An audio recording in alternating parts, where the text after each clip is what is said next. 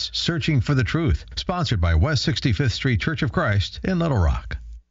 Welcome, by the way, to Searching for the Truth, a live and local call-in program. Call in with your comments or questions now at 1-855-568-1062. That's 1-855-568-1062. Your friends at the West 65th Street Church of Christ in Little Rock, Arkansas invite you to open your Bibles and study with us as Don McClain answers Bible questions with Bible answers in a search for the truth. This program is presented to you as part of the efforts of the West 65th Street Church of Christ in Little Rock to search for all the truth presented in God's Word and teach that truth to men and women who, like us, are searching for the truth. Now, here's Don McClain. And good afternoon. Welcome to Searching for the Truth. It is a gorgeous Thursday afternoon. Thank you for joining us. And as always, if you have a Bible question or comment, give us a call. Our phone number is 1-855-568-1062, 1-855-568-1062. You can also email me at donmcclain at sbcglobal.net. And James Hamilton's back with me this afternoon. James, we're going to change directions a little bit, but good to have you. Well, glad to be here. Glad to study God's Word with you. Well, we're going to find out today what the Bible has to say about gossip. And we're going to talk about that a little bit just today and maybe tomorrow. We're going to talk a little bit about use of the tongue or the misuse of the tongue and how we can change the way in which we speak. And especially in this context, when we're talking about gossip, we're talking about how we speak about other people. So I don't mean to gossip, but have you heard the latest on such and such and so and so? With social media being as popular as it is, this is something that can easily get out of hand. In fact, all you got to do is get on Facebook or on Twitter or I guess Instagram or anything else, and it's not long before you find a little gossip taking place. It's amazing to me, James, how fast rumors can fly. The truth, it seems, it's just getting its shoes on when the lies and the slanders and the misrepresentations and the rumors are all around the world, you know? Yeah. So that's what we're going to talk about today. And gossip. Gossip. Is it a sin to gossip? Is it really sinful? Oxford Living Dictionary defines the term gossip as casual or unconstrained conversation or reports about other people, typically involving details which are not confirmed as true. WordNet defines it as a report, often malicious, about the behavior of other people, a person given to gossiping and divulging personal information about others. Merriam-Webster says a person who habitually reveals personal or sensational facts about others. Let me just make this very clear, okay? First of all, just the fact that you're talking about someone else is not what makes it sinful. I mean, James, look, if I'm talking to somebody about you and I tell them how wonderful you are, what a great guy you are, what a wonderful Bible student you are, how much you work for the Lord, is that gossip? No, that might be lying. I hope it's not lying. I hope it's not lying either. But no, you no, get my point? It has to do with negative. Yeah. To portray somebody in a negative way. The content is going to determine whether it's sinful or not. Yeah. You follow me? Right. And so, okay. And by the way, I don't know why this is showing up crazy on the screen there, but on the computer it's not, but on the screen I see that it is. There are a couple of different Hebrew terms that are related to this concept of gossip. One of them is found in Leviticus 19 and verse 16. This particular Hebrew term is translated tale-bearer. Harmful information about another person, spoken in an open public setting. And by the way, this is from J. Swanson, Dictionary of Biblical Languages with Semantic Domains. And he says gossip. That's what it is. Harmful information about another person as a semi-private, hushed communication. Talebearer. Leviticus 19:16 says, "You shall not go about as a talebearer among your people, nor shall you take a stand against the life of your neighbor. I am the Lord." So, James, you should not go about as a talebearer among your people. Yeah, you're not to be going around reporting negative things about them to other people. And in that context, it also says, don't stand against the life of your neighbor. In other words, don't be in opposition to him. And that's basically what gossip does. It has to do with negative information. It's against the person that is being discussed. It's harmful to that person. And the next verse says you're to love your neighbor as yourself. Do you want people gossiping about you?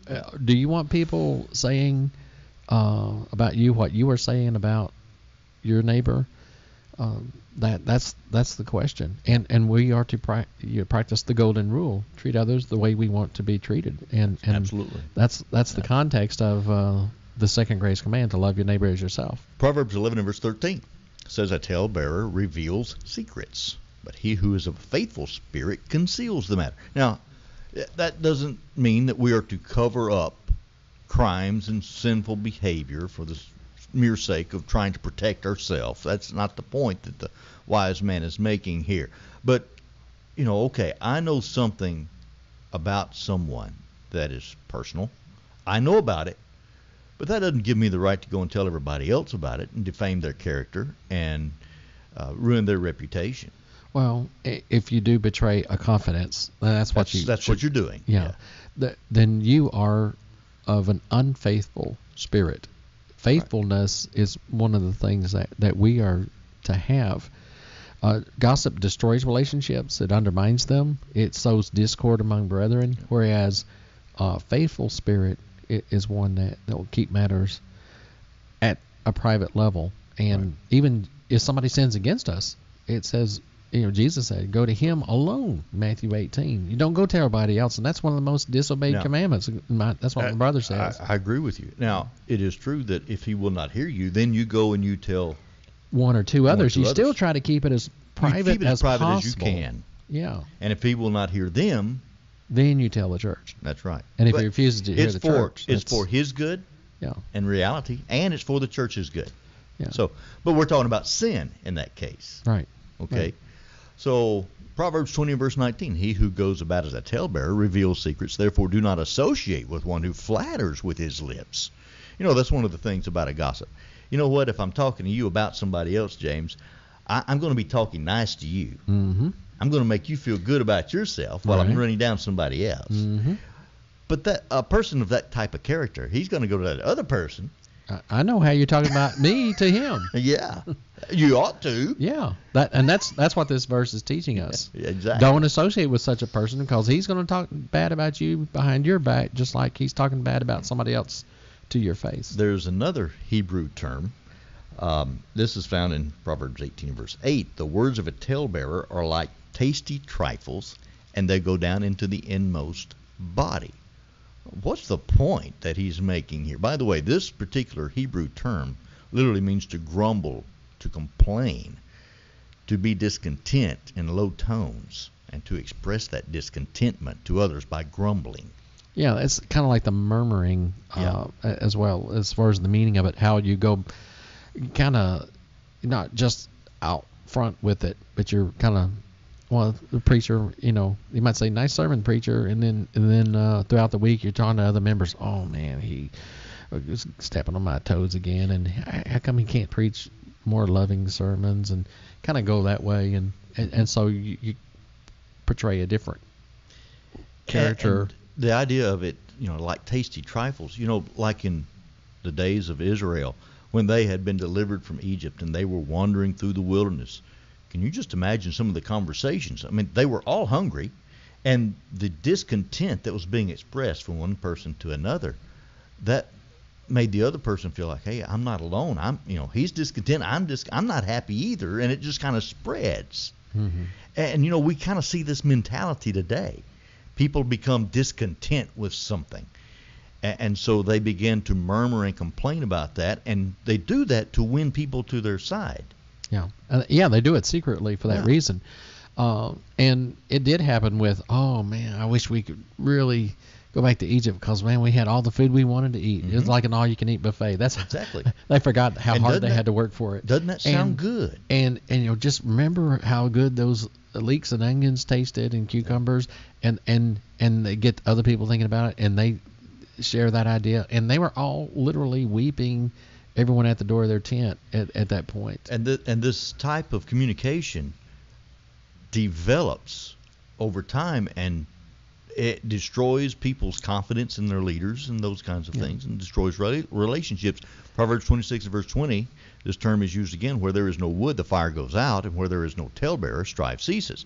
So when you get rid of the murmurers and the complainers, what's going to happen? When people are focused on that which is positive and really trying to make things work and getting behind something and pushing for it, doesn't that make a big difference?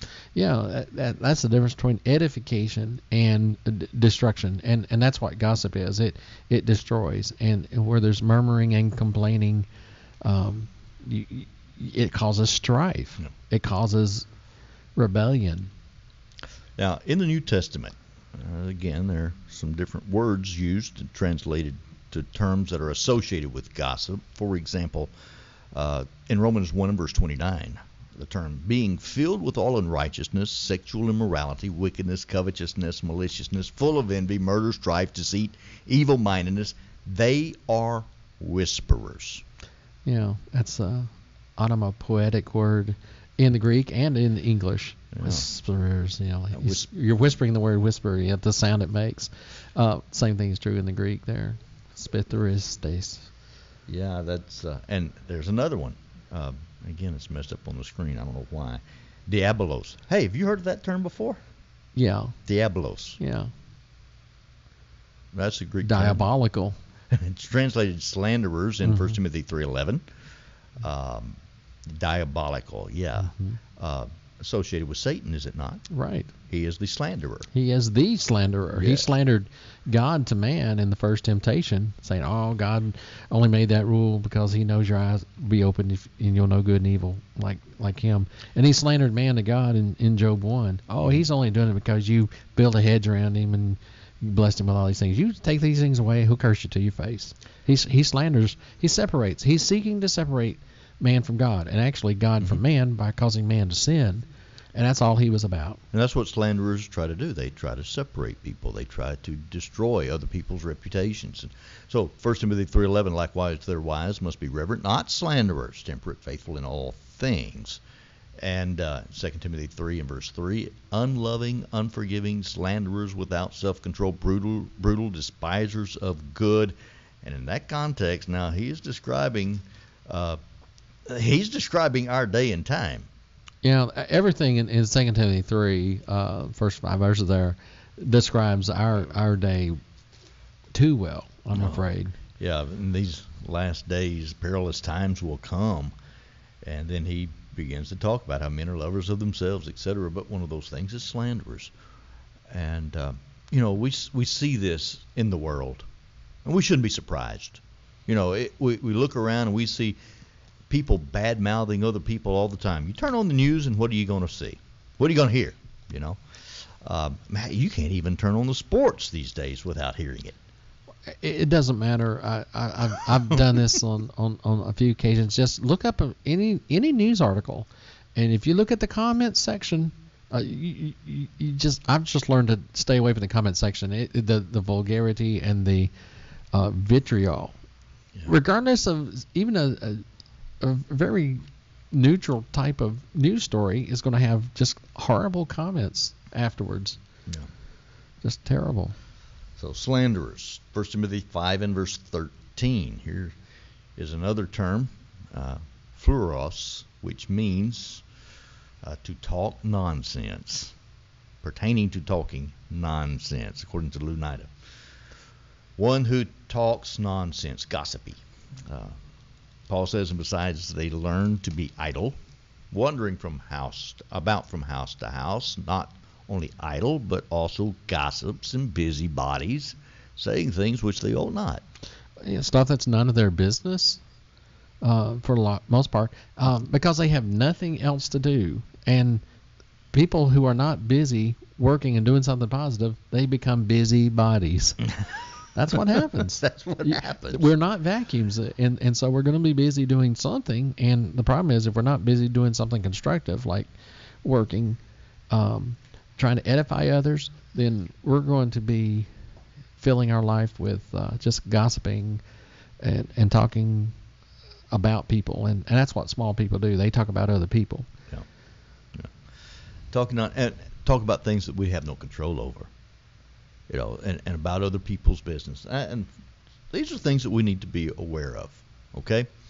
Now, as far as the tongue itself, generally speaking, James chapter 3 has a lot to say about the tongue, right? And the dangerous nature of the tongue. In James 3 and verse 1, my brethren, let not many of you become teachers, knowing that we shall receive a stricter judgment. So a teacher uses his tongue. He teaches. The whole context is warning against those who desire to be teachers. Be careful what you wish for, especially if you're wishing for something such as a position of teaching others the gospel of Jesus Christ, because you're going to be held to a high standard. There's great responsibility that comes with using your tongue. Yeah, and it's not just while you're up in front of people preaching to them. It's how you use your tongue every day, and that has to be consistent with the message you are wanting to be preaching, claiming to preach the Word of God. So then James gives the warning, for we all stumble in many things. If anyone does not stumble in word, he is a perfect man, able also to bridle the whole body. Indeed, we put bits in horses' mouths that they may obey us, and we turn their whole body. Look also at ships. Although they are so large and are driven by fierce winds, they are turned by a very small rudder wherever the pilot desires. Of course, he's emphasizing the power of the tongue. It says in verse 5, even so the tongue is a little member and boasts great things. See how great a forest a little fire kindles. And the tongue is a fire, a world of iniquity. The tongue is so set among our members that it defiles the whole body and sets on fire the course of nature, and it is set on fire by hell. So there you have the source. For every kind of beast and bird of reptile and creature of the sea is tamed and has been tamed by mankind. Now, James, is there a difference between controlling and taming? Oh, yeah. Okay. Let's emphasize that distinction. Yeah. Okay. To tame something means that it's under, you've controlled it once. Now it's broken, if you will. You never have to worry about that again. It's like a puppy dog. He's tamed, and you don't have to worry about that dog anymore. He's trained to submit to your authority and act the way you want him to act. Yeah, and you come in the door, and that's the first thing that greets you. Just wanting to lick all over you and love all over you. That puppy has been trained. But there's a difference between a puppy dog and a lion.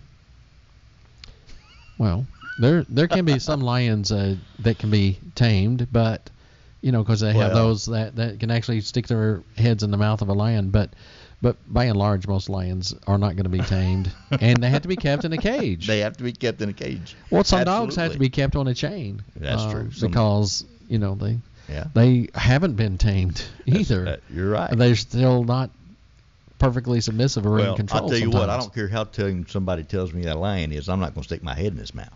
No, I'm not either. There are such folks as have thought that they've got this lion or this tiger in particular under control, but the tiger wound up killing him. What was the name of those? No, it was wound up tearing them up, but I forget their names. I do too. That's the Las Vegas Act, I think, where that happened. But okay, the idea is, look, there's a difference between controlling and taming. Yes, we can control it, but we can't tame it. We always must keep it guarded. So he says in verse 8, but no man can tame the tongue. It is an unruly evil full of deadly poison. With it we bless our God and Father, and with it we curse men who have been made in the similitude of God. Out of the same mouth proceed blessings and cursings. My brethren, these things ought not to be so. Does a spring send forth fresh water and bitter from the same opening?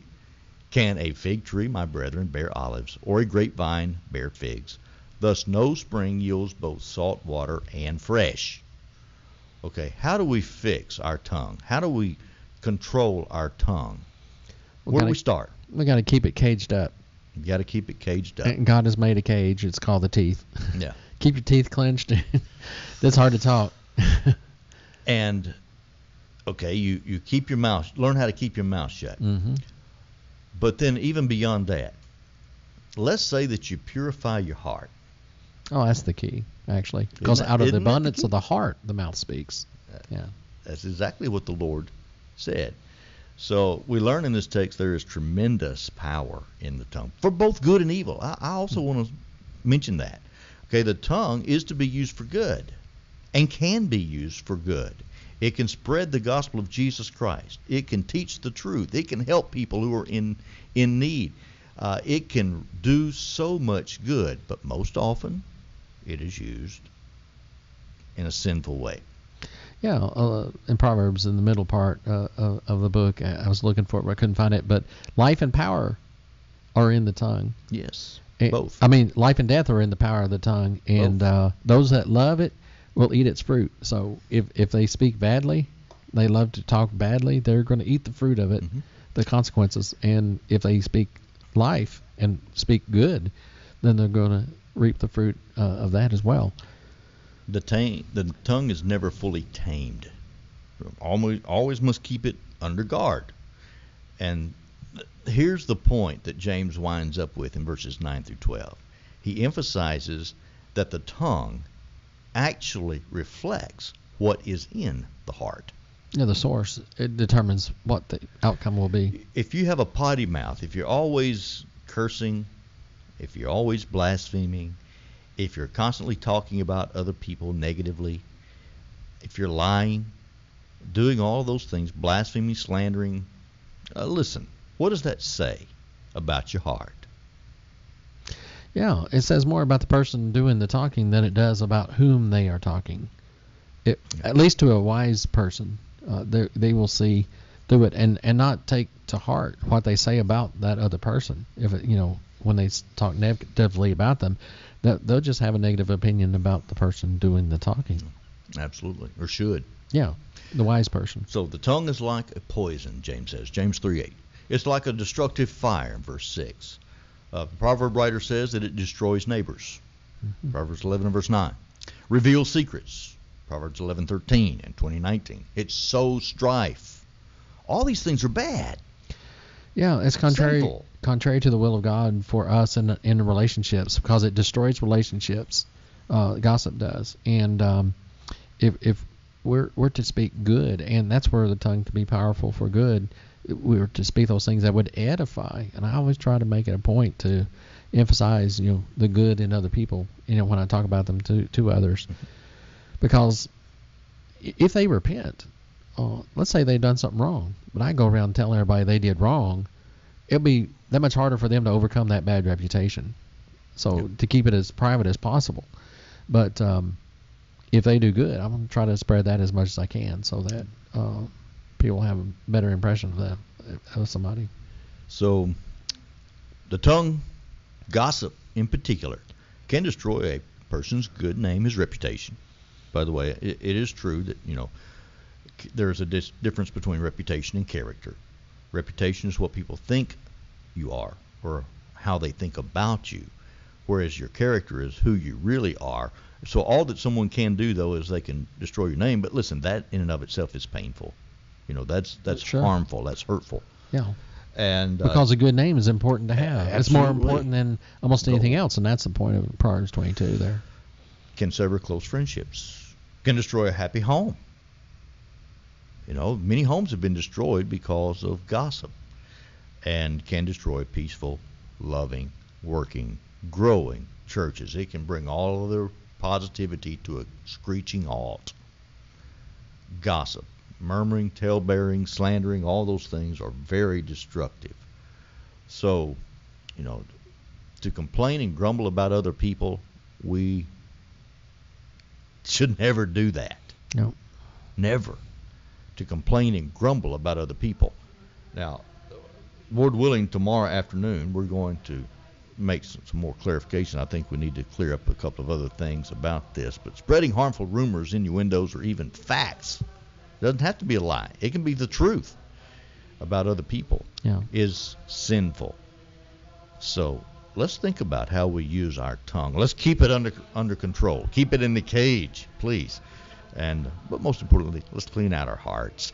Lord willing, we'll be back tomorrow. The Church of Christ So that meets at 7115 West 65th Street in Little Rock, Arkansas, has presented this program in the interest of searching for the truth. To request a past program, religious discussion, sermon CD, or religious literature, call 501-568-1062. That's 501-568-1062. You can email Don McClain by going to the church's website at www.w65stchurchofchrist.org. That's www.w65stchurchofchrist.org. If you'd prefer to write to the West 65th Street Church of Christ, the address is P.O. Box 190062, Little Rock, Arkansas 72219. Please join us this Sunday morning for Bible study at 9 a.m. and worship at 10 a.m. Sunday evening worship begins at 5 p.m. We also have a Wednesday evening Bible study at 7 p.m. You are welcome at any and all of these services.